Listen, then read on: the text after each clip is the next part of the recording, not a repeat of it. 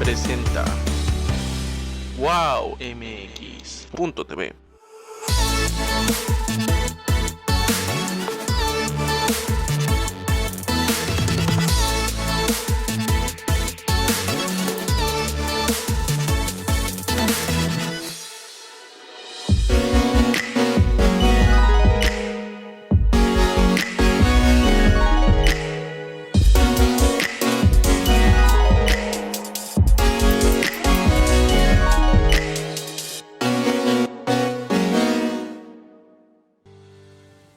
Hola amigos de En Tus Propias Palabras, soy Alejandro Ruiz y el día de hoy tenemos un programa sumamente interesante porque seguramente todos están inquietos de saber cómo interpretar los resultados electorales de la pasada jornada del 6 de junio.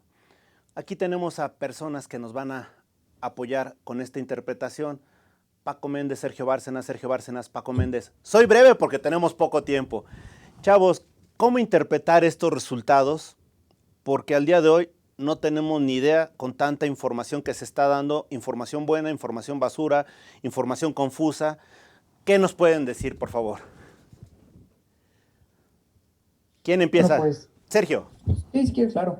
De entrada te agradecemos lo de chavos. Sé que parecemos jóvenes, pero ya no lo estamos tanto. Ya tenemos algo de experiencia yo en la parte de análisis y estadística y análisis de la política y Paco en la parte de la innovación tecnológica.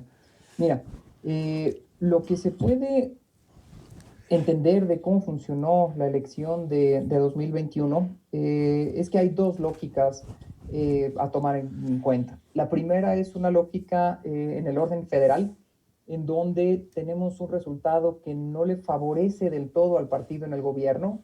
Es cierto que mantiene una mayoría, pero también es cierto que retrocede en su intento por poder conformar una mayoría calificada que le permita hacer reformas constitucionales. Pero por otro lado, ese mismo partido en el gobierno con su coalición reconfigura el mapa político del país en términos de gubernaturas y de congresos locales. Entonces, por un lado tienes una lógica de confrontación al sistema en el nivel federal y al presidente, y por otro lado hay una lógica de apoyo al partido que está actualmente en el gobierno federal. Entonces, eso genera un escenario bastante complejo de aquí a los siguientes años y creo que abre el panorama para 2024. No está nada decidido después de esto que vivimos. Mira, entiendo perfectamente el punto, pero si te das cuenta, ya no se sabe uno como ciudadano realmente cuál es la realidad, ¿no? Porque por un lado, en Palacio Nacional se celebra los resultados.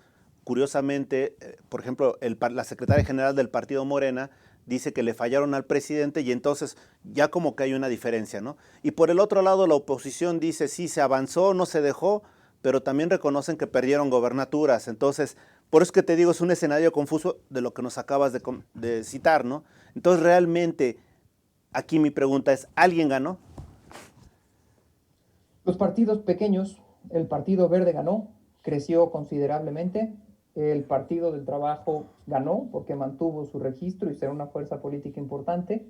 Y Movimiento Ciudadano, que es un partido que ganó 7 distritos, cosa que en la elección anterior no había hecho. Y además, pues una gobernatura que no va a ser, no es cosa menor. Se movió de su eje de influencia en términos de gobernaturas de Jalisco, ahora tiene Jalisco y Nuevo León. Y pues basta decirlo, que las candidaturas a Diputación Federal que ganó, los distritos que ganó, fueron en Jalisco. Entonces, eso te hace pensar que el Movimiento Ciudadano no está del todo muerto en Jalisco. Eso es, yo diría que los ganadores, si buscamos ganadores partidistas, serían los partidos pequeños, que no, que ya fuera por alianzas o por sus propios méritos, lograron un muy buen resultado con respecto a lo que traían en 2018. Y Paco, aquí yo tengo una inquietud, porque tal pareciera que ya los resultados son oficiales, están a punto de anunciarse. Sin embargo, hay lugares, sobre todo en Baja California Sur, que han, las Baja Californias, que han manifestado que hay más votos de los que debían corresponder. ¿Qué tanto podría variar eso en cuanto a los resultados? Yo creo que esa pregunta es un poquito más para Sergio. Yo tengo otra información que si quieres ahorita avanzamos. Una acotación breve, yo creo que sí, a lo mejor ganaron los partidos, no, bueno, ganaron los partidos pequeños definitivamente. pero quien también perdió fue la sociedad, ¿no? Fueron las elecciones más desinformadas, ¿no? Y las menos representadas, pero ahorita llegamos a ese punto. Sobre el tema de las Baja California, yo creo que Sergio tiene la respuesta. Sergio. Pues ahorita tenemos que esperar a la siguiente parte del proceso. Lo único que tenemos ahorita son los resultados del PREP, que están ya contabilizados al 99.5% de las actas, pero desde luego que hay actas que aparecen, por ejemplo, en el PREP como ilegibles, que no están firmadas por todos los representantes de los partidos. Entonces, eso tiene que venir en la siguiente fase, que es la fase de escrutinio y los cómputos distritales, que serían ya los resultados prácticamente oficiales, que no son los oficiales, porque aún tiene que pasar una siguiente fase después, que es el tribunal electoral. Primero los tribunales distritales, las salas regionales, y después, en caso de ser necesario, hacer revisiones de esas elecciones. Entonces, no podemos tener todavía resultados definitivos y que ya estén en fijo, pero lo que tenemos ahorita es más o menos un panorama general de qué es lo que nos espera. Incluso aquí en México hay todavía una alcaldía, Xochimilco, que se sigue pues contabilizando y definiendo, todavía no se sabe quién la ganó. Entonces, en eso está el proceso, es parte natural de una elección que todavía no tengamos los resultados ya fijos y definitivos. Perdón, contigo mismo, Sergio. La sociedad, o mejor dicho, los periodistas han señalado que si hay alguien que ganó a nivel de sociedad, fue el Instituto Nacional Electoral. ¿Cómo ves esa interpretación? Sí, en eso yo concuerdo. Mira, antes de la elección, pues tuvimos el asesinato de 36 candidatos y candidatas. Se veía un clima violento en el país y parece ser que apenas empezó la elección y los ciudadanos tomamos al proceso. Funcionarios de casilla, gente capacitada por el INE, prácticamente nos apropiamos de la elección y los incidentes de violencia fueron menores. Eso quiere decir que fueron cerca de 34 casillas donde se registraron incidentes. Eso quiere decir que tenemos un sistema electoral en donde los partidos son altamente violentos, porque entre ellos se da, y si no es entre ellos, sí es hacia sus candidatos. La parte partidista de la política es violenta. Sin embargo, la parte ciudadana hay demasiada civilidad, y eso es algo que debería prendernos los focos a los ciudadanos y ayudarnos, darnos un argumento muy sólido, y creo que ya lo tenemos, de decir, pues gracias a que el INE ha hecho copartícipe a la ciudadanía, las elecciones funcionan. De otra manera, imagínate si la dejáramos en manos de los organismos gubernamentales o peor aún, de gente que tuviera nexos con los partidos, pues creo que no esperaríamos un muy buen resultado si eso sucediera. Entonces, sí hay una institución fortalecida después de esto, fue el INE, con un nivel de participación además ciudadana. Eso te indica otra cosa, te indica que la gente sigue confiando en el voto. Desde 1997 no tenemos una participación tan alta en una elección intermedia. Entonces, claro que sí es de señalarse y de indicarse lo importante que fue la tarea del organismo, la autoridad electoral, tanto para organizarlo como para apropiarnos de esa elección a los ciudadanos, ¿no? Cierto. Paco, ibas a comentar algo, ahora sí te dejo. Claro que sí, hicimos un esfuerzo desde el Buró Parlamentario con una aplicación para que la gente conociera a sus candidatos. De entrada, por quién le tocaba votar, la ficha curricular y hasta un comparador de candidatos. Con esto nos dimos cuenta de algo realmente complicado, que es que el sistema actual de comunicación en campañas es completamente ineficiente. Tan solo en diputaciones federales al 15 de mayo, 420 millones de pesos para generar 18.8 millones de spots, ¿no? 314,000 diarios. Esto va a dejar 60,000 toneladas de basura y además todos los riesgos de contagio que hubo. A lo que quiero llegar es que con todo esto no logramos que la gente o que los ciudadanos supiéramos quiénes eran nuestros candidatos.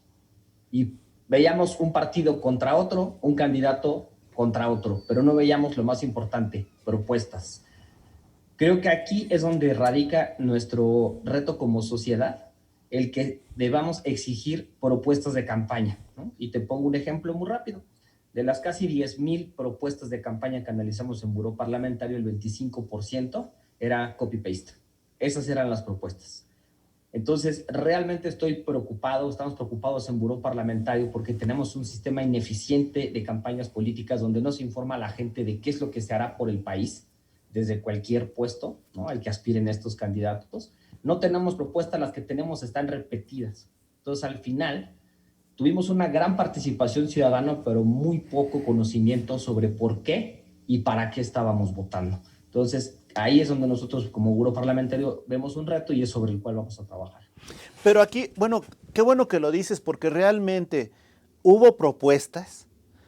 Es que yo, perdóname, como ciudadano lo que vi fueron descalificaciones. Desde Así que el es. torito, Es que la correcto. torita, que alguien, que a Durazo lo seguía en la DEA. O sea, hemos visto de todo tipo de descalificaciones antes del proceso, durante la jornada, desafortunadamente, y ahora a 2 días o 3 días de la jornada, de que pasó la jornada, seguimos viendo eso. Incluso hay varias publicaciones que se habla del narcoestado, del nuevo camino que hay hacia Estados Unidos, etcétera. O sea, ya hay señalamientos, pero realmente seguimos sin ver propuestas ni de los posibles ganadores o de los hoy por hoy señalados como ganadores. Y sí vemos una cantidad de basura brutal. Perdón. Así es, tal cual. Pues imagínate, de esas 10,000, el 25% era tal cual copy-paste, o sea, todas repetidas. Y si lo vemos ya un poquito más de cerca, la coalición Juntos Hacemos Historia tenía el 48% de propuestas repetidas y Va por México un 24%, ¿no? Esas eran el nivel de propuestas repetidas. Aquí el problema que nosotros vemos es cómo vamos a exigir cuentas sobre qué propuestas, ¿no? Si la mayoría eran propuestas que estaban copiadas o repetidas. Suponiendo que hubiera por ahí algunas buenas, nunca nos enteramos. Entonces, a la conclusión que llegamos es que el sistema de comunicación electoral en campañas, ¿no?, por parte de los partidos, no genera, no agrega valor a la sociedad, no informa a la sociedad, que es lo importante, no pone propuestas en la mesa para que se tomen decisiones con base en estas propuestas y se les dé seguimiento. ¿Por qué? Porque nosotros no creemos que la ciudadanía se ejerza solamente el día del voto. La ciudadanía se tiene que ejercer todos los días, en la rendición de cuentas, etcétera. Con este sistema actual, definitivamente lo vemos complicado, pero es un reto que tenemos en Buró Parlamentario. O sea, es algo que estamos viendo cómo podemos aportar algo a la sociedad para que estén mejores informados y para que podamos ejercer nuestra ciudadanía, pues ojalá todos los días. Aquí algo que me llama la atención y se los comparto es que, por ejemplo, ayer que se mencionaba que el partido en el poder no iba a tener la mayoría, el presidente decía que vamos a sumar a los del PRI. Entonces ya empezaron a salir algún tipo de señalamientos que dicen, bueno, ese acercamiento va a ser a través de realmente de convencerlos vía acuerdos o vía WIF, porque de alguna manera ya se está señalando eso. En ese sentido, la información de todos los diputados ganadores la tendremos a través de Buró y obviamente es pública. Sí, esa es la tarea y el compromiso que hemos adquirido nosotros. Tenemos, pues por primera vez ante nuestros ojos, un Congreso unos partidos que están prometiendo desde la campaña, desde antes de que empiece la legislatura, nos están prometiendo una coalición parlamentaria, cosa que sucede solamente en regímenes parlamentarios, no en sistemas presidenciales. Cosa que no es algo típico en México, esto es algo totalmente atípico. Lo que sucede es que los partidos compiten juntos, pero después empiezan a votar por su cuenta, pero ahora nos han prometido todo lo contrario. Nos han prometido, por ejemplo, la Alianza Va por México sacó hace un par de semanas un comunicado comprometiéndose a que iban a votar siempre juntos y siempre contra Morena. Y por otra parte, también Morena está comprometiendo a sus partidos coaligados, al Verde y al PT, a ir siempre en bloque para buscar mayorías y buscar negociar con los otros partidos. Entonces, el compromiso que nosotros tenemos es dar seguimiento. Es cierto, es información pública. Cualquier persona que pueda, que tenga acceso a Internet o incluso puede solicitarlo como información, es información pública de oficio, puede solicitar las votaciones nominales, es decir, saber cómo votó cada legislador en cada dictamen que se sometió a la consideración del Pleno, y nosotros lo que intentaremos hacer es hacerlo mucho más sencillo de entender para cualquier ciudadano, que simplemente dé un clic y con eso vea cómo está comportándose cada partido.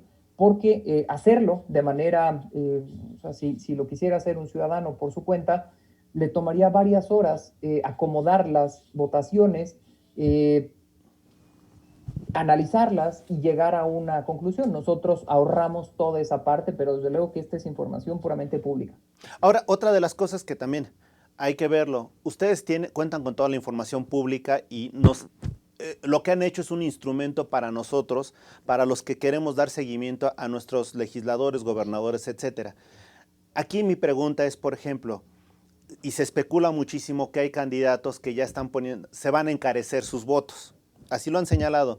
En ese sentido, lo que es la modificación patrimonial de los diputados, ¿con qué tanta frecuencia deberemos de revisarla para ver si hay o no alteraciones?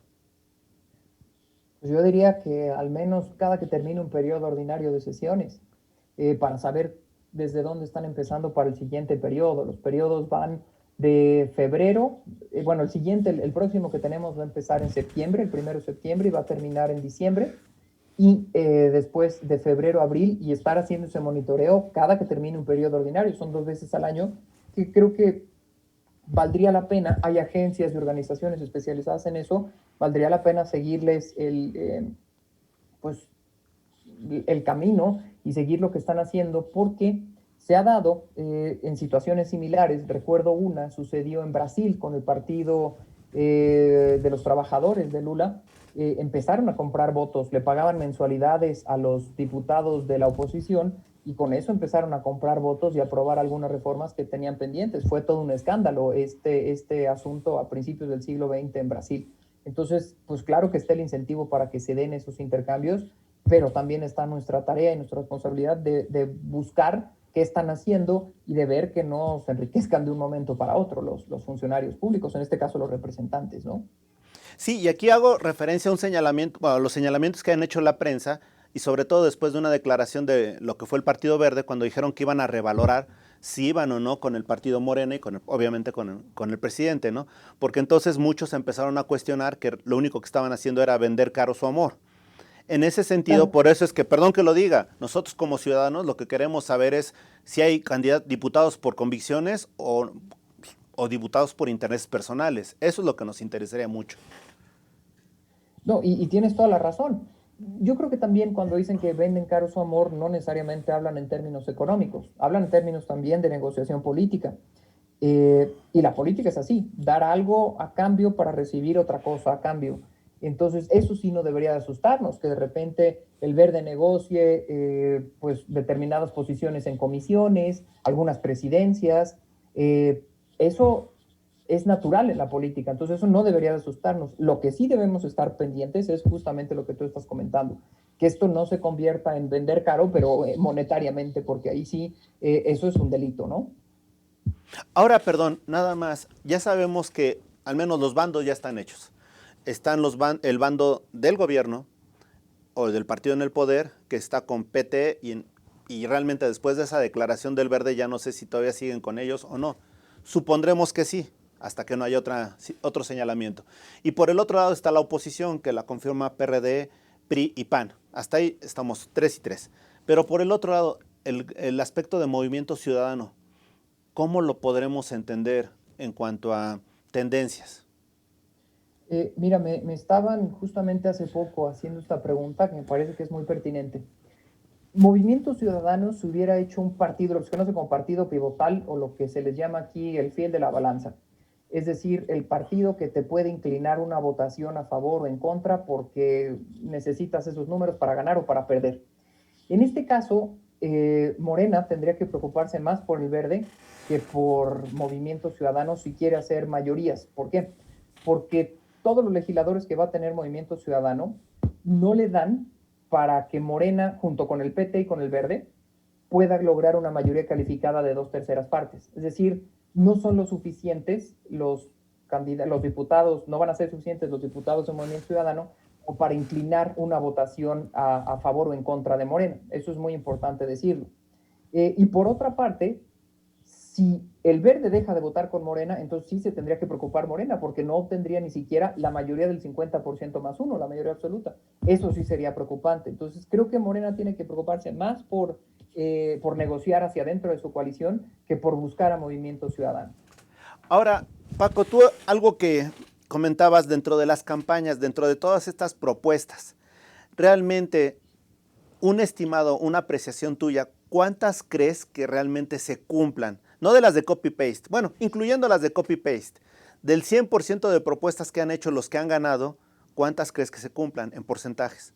Tanto de la oposición como de los que están con el poder. Pues mira, realmente esta respuesta creo que sería muy aventurada, sin embargo tengo algo mejor que esa respuesta. En octubre lanzaremos la versión de Buró Parlamentario que se llama de Gobierno. La que vimos ahorita es la de elecciones, que te permite ver quiénes son tus candidatos, por los que tienes que votar solamente, y sus propuestas de campaña y un comparador de candidatos. Pero realmente la aplicación fue pensada para tiempos de gobierno.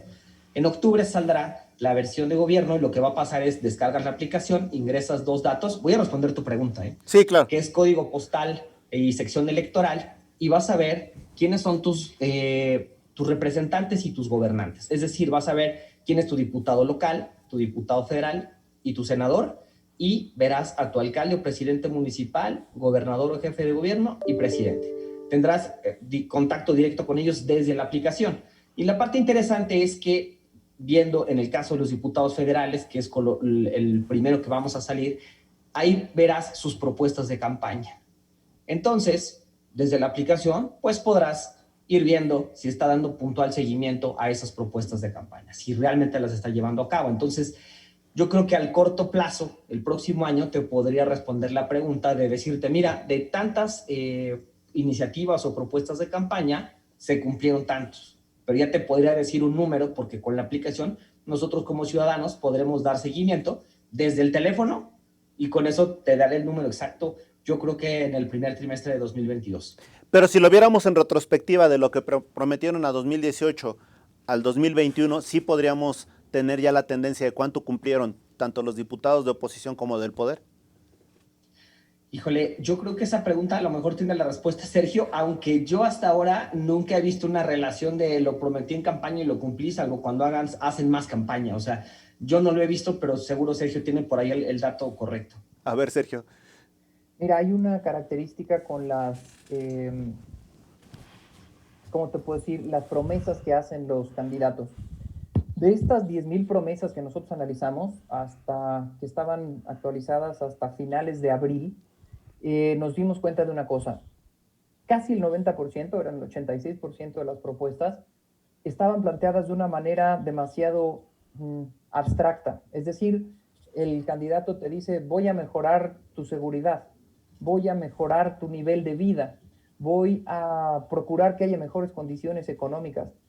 Esto es tan complejo de medir, en primer lugar, o sea, no hay una medición para pues, cómo ha mejorado mi calidad de vida, ¿no? No existe una medición efectiva y eficiente que te pueda decir, sí, con este candidato, con este diputado ya mejoró mi calidad de vida. Y por otra parte, algo que te puedo comentar es, los legisladores presentan y promueven iniciativas, es decir, ellos, una de sus tareas, que no es la más importante, por cierto, pero una de sus tareas es proponer cambios a las leyes y a las políticas públicas. Sin embargo, una cosa es que propongan cambios y otra cosa es que se logren y se aprueben esos cambios. Proponerlos depende de ellos, pero que se aprueben definitivamente ya no depende de ellos. Entonces, aquí algo que importa mucho decir es que pues un candidato, primero como candidato, después como legislador, te puede decir, pues yo propuse mi iniciativa, pero pues como el 90% de las que se proponen, pues no se aprobó y no es culpa mía que no haya cumplido. Entonces se vuelve muy difícil poder hacer un seguimiento muy puntual y decir si sí están cumpliendo o no están cumpliendo, tanto por la naturaleza de las propuestas que hacen, como por la naturaleza del proceso legislativo, que está pensado, y en México ha sido cada vez más notorio, está diseñado para que los legisladores promuevan muchísimas iniciativas y muy pocas de ellas se terminen aprobando, ¿no? Perdón, me está haciendo una pregunta producción. Al momento de yo, usuario del servicio de buró, ingreso mis datos, ¿quedan registrados para ustedes o también es información pública? No, los datos de todas las personas. Bueno, aquí hay que desmenuzar un poquito más la información. La primera es, tú bajas la aplicación, ingresas los 2 datos y puedes ver quiénes son tus representantes. Sin embargo, si quieres interactuar con ellos, en un afán de evitar el anonimato y con eso cualquier mala práctica en comunicación, tienes que registrar algunos datos, que para la versión de gobierno sí serán datos sensibles. Sin embargo, no es toda la información tenemos un sistema con Amazon donde se va a guardar toda la información y ni siquiera nosotros tenemos acceso a esa información.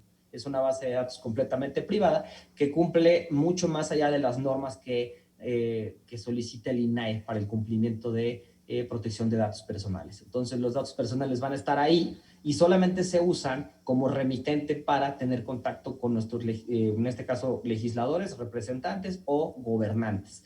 La información no se va a utilizar para, y viene así en el acuerdo de términos y condiciones respecto a la política de privacidad, que no se usará los datos de todos los mexicanos para ningún tipo de publicidad, obviamente no estarán accesibles para absolutamente nadie y van a estar sobre un resguardo total. Ok, entonces la gente se puede quedar tranquila de que ellos así interactúen, no va a ser pública esa información y ellos mantendrán su grado de confidencialidad o privacidad en serio. Uh-huh. Es completamente así, como lo acabas de mencionar, es así y también estamos usando ya los más altos estándares de calidad en seguridad, en informática, así de clarito. Y obviamente, como te dije, contamos con el INAE pone ciertos lineamientos técnicos, estamos mucho más allá de esos lineamientos técnicos y en octubre que hagamos la presentación oficial ahondaremos mucho más allá en materia de seguridad, pero sí, por ahora pueden estar tranquilos, los datos estarán completamente guardados y bajo total resguardo. Ok, otra de las preguntas que me está haciendo producción es que durante la campaña se dijeron muchísimas cosas, quienes tenían averiguaciones previas, quienes tenían investigaciones del FBI, etcétera. Esta información obviamente tendría que continuar en términos generales. Eso también será público, eso también la gente podrá enterarse de cómo van este tipo de averiguaciones, obviamente que no sean privadas, sino que sean públicas.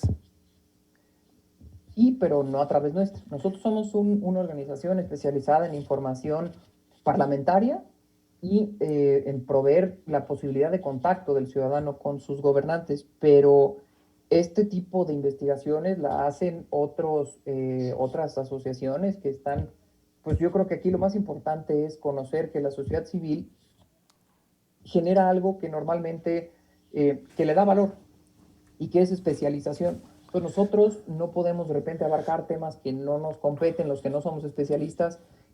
Yo soy especialista nada más en un tema. No sería incluso ético empezar a abarcar temas en los que yo no soy especialista y por tanto creo que se puede recomendar y entre nosotros como sociedad civil podemos recomendar a quienes se han especializado en eso y en este caso a quienes han hecho este seguimiento y lo han hecho muy bien, ¿no? Ahora bien, hoy prácticamente termina un proceso legislativo. No estoy seguro si el próximo año también hay proceso legislativo en alguna entidad, no recuerdo. En 2 años me parece que sí, bueno, ya regresan, pero el año próximo no lo sé. Entonces, en estos momentos como ciudadano, además de la gobernabilidad que nos señalaba Paco, ¿qué más puedo hacer con esta aplicación? ¿Cómo me puedo nutrir como ciudadano? Ok, hay varias cosas que te puedes nutrir como ciudadano. No quisiéramos adelantar más que lo que hemos comentado sobre la aplicación. Tendrás contacto directo con tus legisladores, o sea, con tus representantes desde el Congreso local, federal y senaduría, y después a nivel gobierno, al presidente municipal, gobernador y pues hasta el presidente. Es completamente informativo. ¿Qué más podemos esperar? Bueno, viene una parte interesante.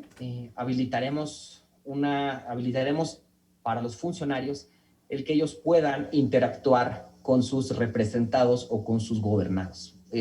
Un ejemplo, si de pronto el alcalde o alcaldesa de la delegación o de la alcaldía Miguel Hidalgo quiere comunicarse con todos sus representados, bueno, desde su teléfono podrá hacer un en vivo y únicamente hablarle a las personas que tengan la aplicación instalada, evidentemente, de la alcaldía de Miguel Hidalgo.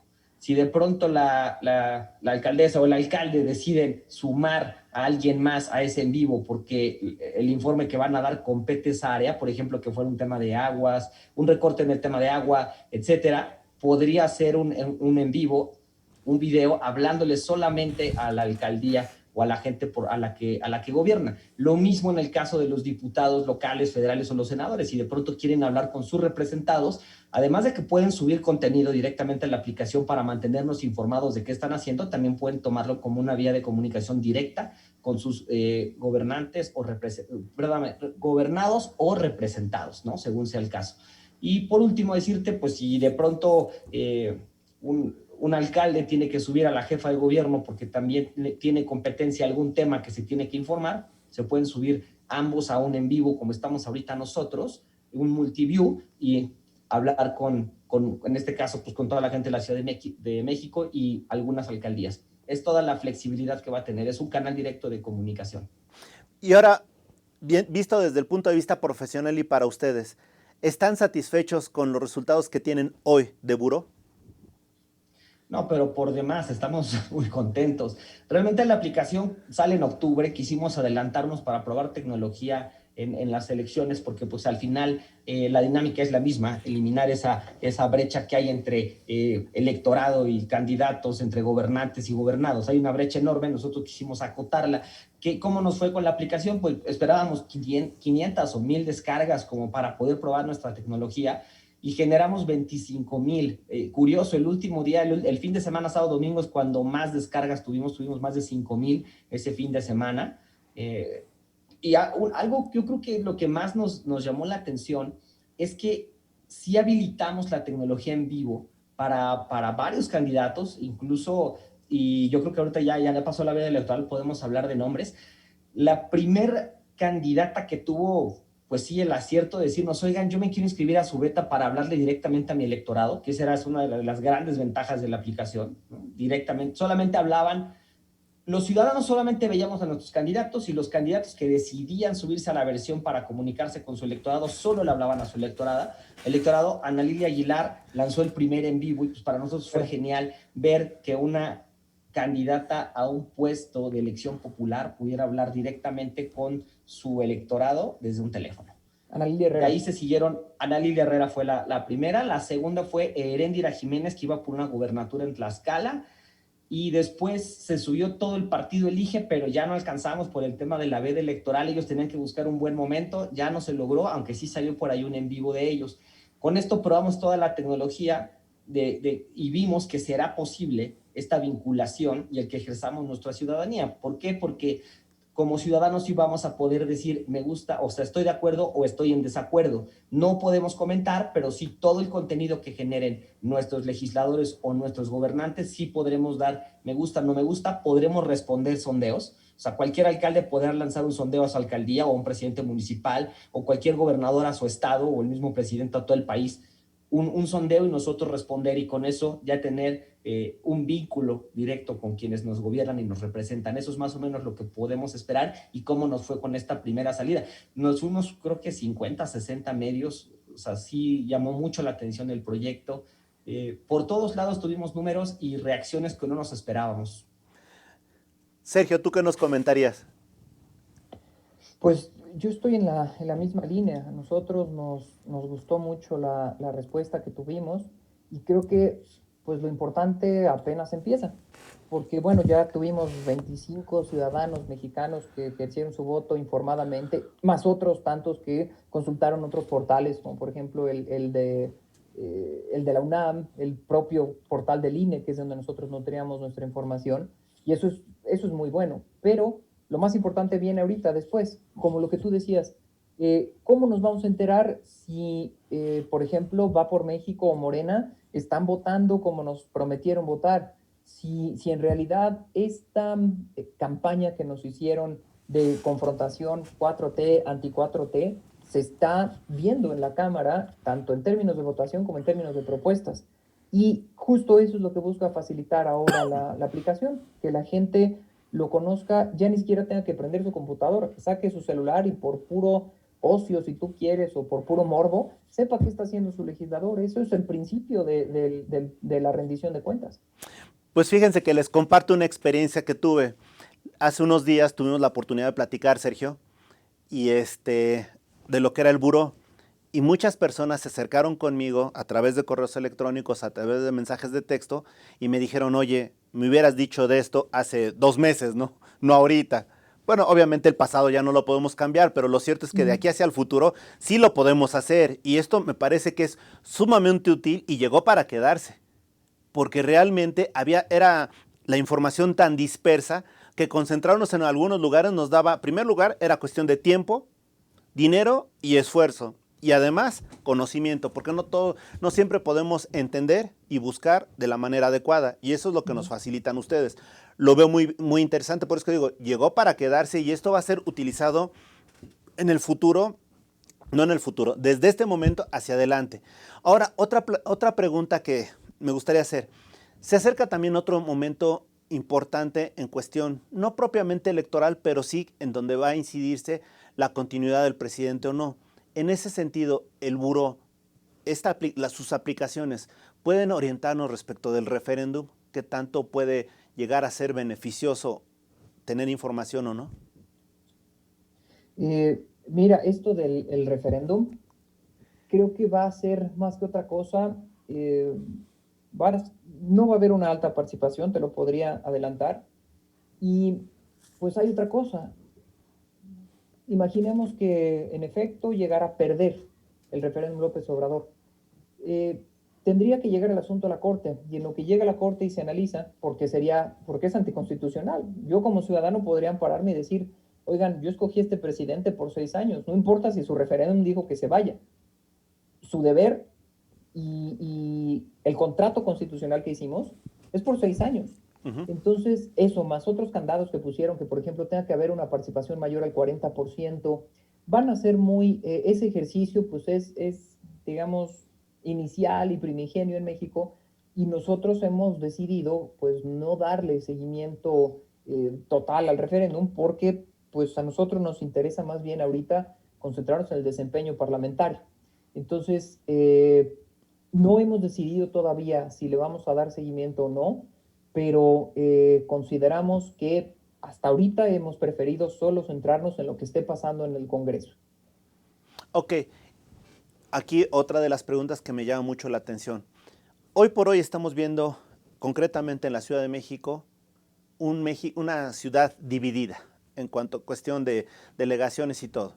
En un momento dado, a través de la información que hubiéramos pensado utilizar del portal, ¿hubiéramos llegado a esta conclusión o realmente jamás lo hubiéramos imaginado? Bueno, el portal no hace estimaciones estadísticas, el portal no mide intenciones de voto y el portal no tiene esa función. Lo único que tiene por objeto el portal es proveer información, pero para saber resultados o tener previsiones o saber por qué se dio en un lado y no en otro, la verdad es que no es nuestro objeto en buró parlamentario. De manera directa te lo debo decir. No es ni siquiera tampoco es nuestra especialidad la parte de las encuestas. Hay casas encuestadoras que se dedican a eso. De acuerdo, y pero creo que ellas no previeron esto, no lo preveían. No, estoy de acuerdo, pero muchas veces lo que normalmente se dice es que dame elementos y yo te daré la interpretación. En este sentido, me refiero por los elementos que proveía el buró. ¿Podríamos haber interpretado eso o de plano eso era para gurús? Esa es mi pregunta. Sí, eso no era, yo creo que ni para adivinos. Lo que sí es que esta división, ahorita ya que la vivimos, creo que va a permanecer por un buen rato, y lo que sigue es analizar a qué se debió, ¿no? Si es, ya sea por la interpretación más sencilla que se ha dado es, pues porque en unas delegaciones del este tienen menos acceso a recursos y más acceso a programas sociales, y en otras están más beneficiados. Yo creo que esa es una explicación demasiado simplista y superficial. Coyoacán, por ejemplo, que es una colonia del oeste, tiene muchísimas diferencias. Piensa tú, por ejemplo, en los Culhuacanes, que no son colonias de lo más favorecidas. Piensa en las colonias de Los Hornos, que están al lado de Santa Fe y sigue siendo Coajimalpa. Tienes muchos contrastes. Entonces, pensar que homogéneamente todos los ricos están de un lado y todos los no ricos están del otro, me parece muy, muy simplista. También hay cosas que entran en juego, como por ejemplo las malas gestiones de los alcaldes. Hay alcaldes que buscaron la reelección y no importa en qué lado vivieran, la gente los castigó. Entonces, creo que ahorita más que ver por qué no se predijo, quién tenía que predecir, la cosa sería explicar por qué sucedió. Ok, ahora otra de las cosas que les pregunto, además de la información que nos han comentado y compartido, ahora como ciudadano, ¿cómo me puedo nutrir mi criterio con la información, con otra información que ustedes nos den a conocer?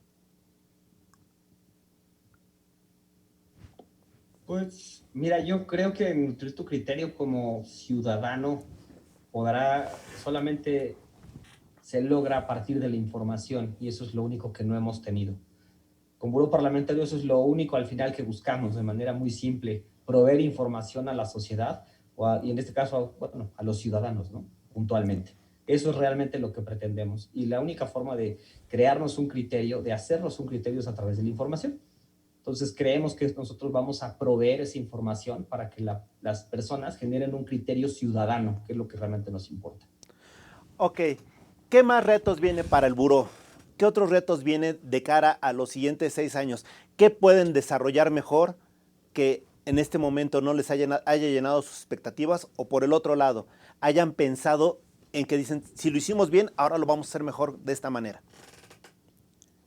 Pues mira, la tecnología que usamos fue una buena tecnología, sin embargo no es la que verán en octubre, es mucha mejor tecnología, pero quisiera que dejáramos pendiente en tu programa lo que viene, porque lo que te comentamos es como la base del proyecto, pero el proyecto es mucho más complejo. La aplicación de Buró Parlamentario será mucho más compleja y quisiera responderte esa pregunta cuando lancemos la aplicación y decirte, bueno, ¿te acuerdas que me preguntaste qué mejoraríamos, con qué no quedamos conformes? Pues hicimos esto, esto y esto. Y lo tendremos en octubre. Excelente, bueno, ya está el compromiso de que vamos a seguir en contacto y la ventaja es que existe la disposición de ustedes de que sigamos construyendo el México que queremos a través de su información, lo cual a mí me da tranquilidad. Y Sergio, algo que comentábamos la vez pasada es que de alguna manera también había algunas noticias relevantes que si bien es cierto que no eran parte de la actividad parlamentaria, sí tendrían que ser consideradas dentro del buró porque, por ejemplo, podrían incidir en algunas determinaciones o algunas iniciativas, etcétera. Pienso yo, por ejemplo, la visita de la vicepresidenta de Estados Unidos que de alguna manera dinamizó algunos aspectos de migración que se van a concretar eventualmente en leyes o en algún tipo de reforma. En ese sentido, ¿has pensado si también van a aplicar algún tipo de cuestiones de impacto mediático en la información que ustedes manejan o se van a reservar todavía? Sí, yo creo que esa parte sigue siendo la editorialización, de definir qué temas entran, qué temas salen. Eh, es un asunto o con el que nosotros no estamos de acuerdo, porque la plataforma de Buró, y lo platicábamos hace poquito Paco y yo, la plataforma de Buró lo que plantea es, o como se plantea, es como una alternativa a todo el ruido que ha generado el actual modelo de comunicación en los medios. Entonces tú tienes ahorita medios que a lo mejor alguien puede imponerles una agenda, alguien puede comprar, alguien puede, o simplemente el reportero, el periodista puede tener sus simpatías y empezar a mostrarlas en sus notas. Entonces nosotros queremos salir de esa dinámica, de esa lógica, y entrar en la dinámica de el ciudadano tiene su propio espacio en el ámbito público y no está mediatizado y no está mediado por nadie. Es el ciudadano directo actuando, interactuando, conversando con su representante y el representante actuando de manera directa con su representado, porque creemos que si algo le ha dado al traste a la democracia en México es este modelo contemporáneo de comunicación política que una cosa es que sea contemporáneo y otra cosa es que sea vigente. Creemos que ya no es vigente, porque tener legisladores o candidatos que te están dando mensajes por radio y por tele y tú te estás enterando de 40 mensajes de personas que ni siquiera son tus candidatos, ni siquiera son tus diputados, eso te termina hartando de la política. En cambio, si tú solamente tienes contacto con quienes te interesa a ti, entonces la política adquiere un nuevo sentido. Excelente. Ahora, les pregunto ya como ciudadanos, porque también es una faceta que tienen, respecto de lo que han visto, de la información que han tenido y la realidad que se reflejó en las urnas, ¿con qué se quedan ustedes como ciudadanos? Ya no me refiero a los emprendedores de esta plataforma, sino como ciudadanos. ¿Qué sería lo que les gustaría compartirnos? Si quieres tú primero, Sergio. Pues mira, como ciudadano, yo te diría que el reto más difícil que tenemos los ciudadanos es informarnos. ¿Por qué es un reto? Porque hay mucha información. Fíjate lo contradictorio que parece ser esto, ¿no? Nuestro reto es informarnos porque hay mucha información. El gran problema es que la información no es precisa, la información no llega a tiempo, o a veces es falsa. Creo que el fenómeno de las fake news sigue creciendo y va a seguir creciendo. Y la otra, la información te puede inclinar hacia un partido o hacia otro, y no necesariamente es un criterio, un juicio propio y pensado. Termina siendo influenciado por un influencer, por una persona que tiene presencia en redes sociales, y entonces le crees todo lo que dice. Ese es el mayor reto. Entonces, para eso es que nosotros le apostamos a plataformas que te digo, no somos los únicos en Buró, pero lo que buscamos es que la gente empiece a voltear la cara hacia plataformas que te proveen esta información directa y sencilla. Eso es lo más importante. Entonces, como ciudadano, a mí, ¿qué es lo que me gusta? En 5 segundos poder saber qué pasó con esta votación. Y la información, así es cada vez más fluida. Entonces, yo creo que si tienes información precisa, en tiempo real, pero además sencilla de interpretar, estás ejerciendo tu ciudadanía de la manera moderna, como se hace actualmente. Ya no necesitas sentarte a leer el periódico 2 horas y entender cada nota y leer a cada columnista. Tú ahora tienes acceso directo a la información, a las fuentes oficiales de información, y eso es lo que nosotros, a lo que estamos apostando. Excelente, Paco. Pues mira, yo como ciudadano me quedo muy contento. Yo nací en 1980 y desde que recuerdo todo el tema político siempre ha sido una queja y de pensar que en el gobierno están los malos y en los ciudadanos están los buenos y nada más nos quejamos y no hacemos nada. Cuando a lo mejor también, bueno, mejor dicho, somos responsables todos. O sea, el modelo, como decía Sergio, el modelo vigente ya no es funcional, ya no es vigente, ya no hay comunicación.